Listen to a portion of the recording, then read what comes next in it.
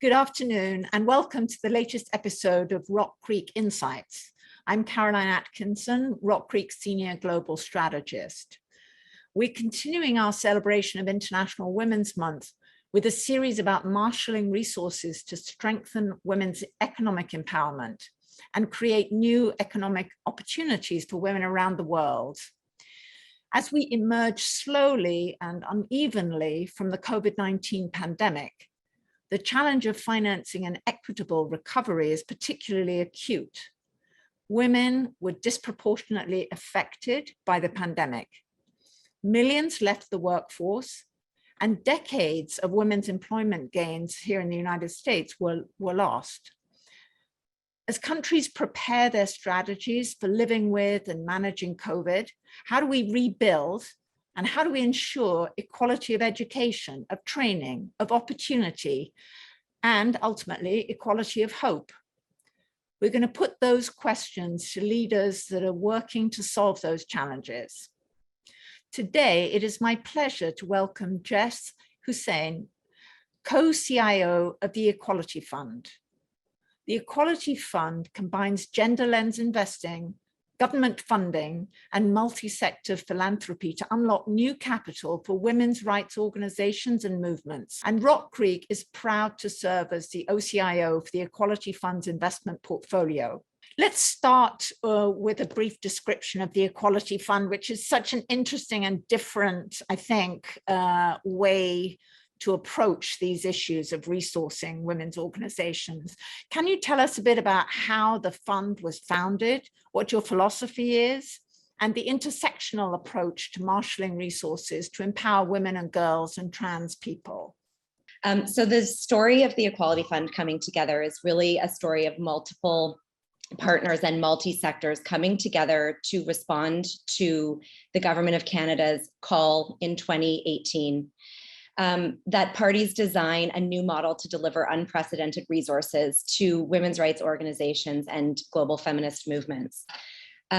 We came together as the Equality Fund, really rooted in the shared belief that the charity model as it currently exists is broken and has never really served women's organizations, feminist movements, really women, girls, and trans folks around the world. So we came together in 2019 to bid on $300 million, which was the largest envelope of international development funding from any government actor in the last 20 years, and certainly the largest an unprecedented amount of money for feminist movements in history. And we designed a model that brings together gender lens impact investing, feminist philanthropy, and global grant making together with policy advocacy to shift money and power sustainably and at scale to global feminist movements and women's rights organizations around the world. Now we are a team of over 50 feminists living and working in Canada, in the US, around the world to design and build the first of its kind fund that will, again, shift power and resources to women's rights organizations and movements at scale and sustainably for as long as we're needed. These unprecedented times are calling for unprecedented responses. For the Equality Fund, that's a feminist response. So what does that mean to us? It means move swiftly and trust greatly. The way that we work with our partners is very much rooted in trust, resourcing women's movements and local leaders and organizations who have their own solutions, who have always had their own solutions.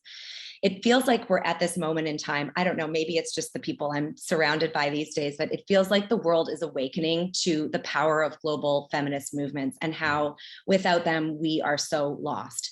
We do not and will not have strong democracies. We do not have strong care systems, healthcare systems, peace and security and climate justice and safe communities. In addition to our partners, RockCreek, of course, and the Toronto Foundation, our fiduciary partner, we've created an investment advisory council comprised of feminist economists and activists from the global South and around the world who have not traditionally been invited to such decision-making tables around how capital is invested, voices and perspectives that are traditionally excluded from tables where decisions are being made. And so in ensuring that diverse participation that is high trust from the Equality Fund to our partners at our table, at the table that we are building, is a reflection, I think, of our commitment to a really equitable recovery. So for us, directing capital flows into the hands of women or trans people who are founding funds and companies, particularly women of color, will be critical in one of the ways that we shift power.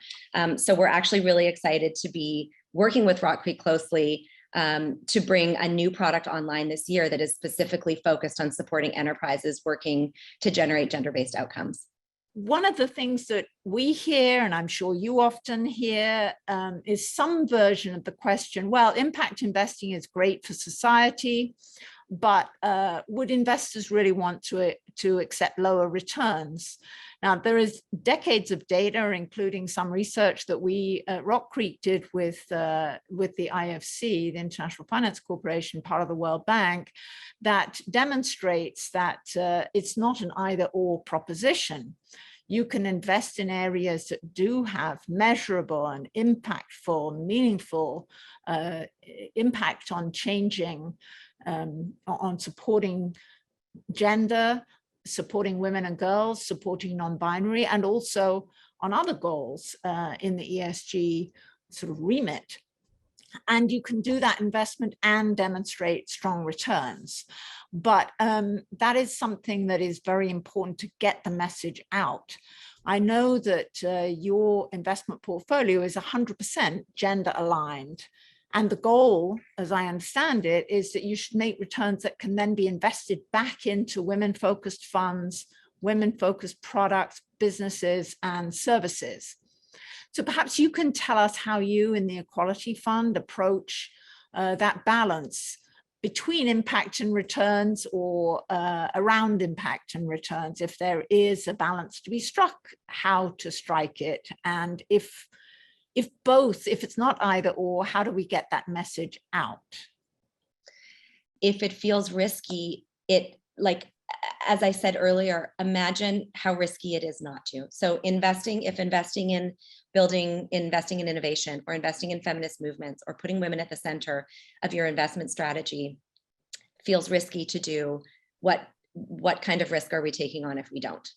And so I think we're just here to keep standing this thing up on behalf of the Equality Fund and the global feminist movements that we serve, and the entrepreneurs that we will soon be investing in directly through this new product I talked about. But we hope that many will follow, whether other countries want to replicate the Equality Fund for global gender equality, or whether other movements and other issues like climate change, or peace and security, or refugees and forced migration. I mean, this model of multi-sector collaboration can be modeled for any issue anywhere around the world. So that's what I would say is reconsider risk, reconsider what risk means, and don't be afraid of the challenge, because it can be done.